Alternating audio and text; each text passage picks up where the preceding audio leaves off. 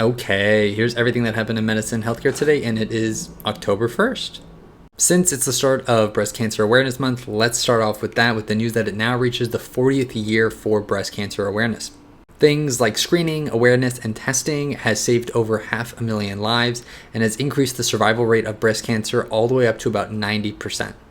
Before we get into the rest of it, if you want to stay up to date with the latest healthcare and medical news, you can find the link in my bio to my Substack. You'll get a daily email with all of the links to all of the studies that we're talking about, as well as an in-depth analysis. Or if you just want to help support me as a medical student, there's some links for you to find as well. Now let's move on to some studies. Specifically, this one out of Quebec. Out of 300,000 students, found that those that were born preterm were less likely to finish high school or receive a university degree. However, once the researchers looked at things like the sex and parental income as well as the parental educational level, they saw that the actual values started to kind of normalize compared to the groups who were not born preterm.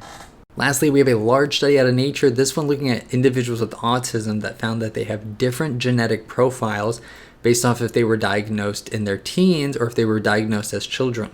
They think this is part of the reason why some children are diagnosed in their teens and some in children is because the genetic profile is different, therefore how they actually act and respond is different depending on the individual.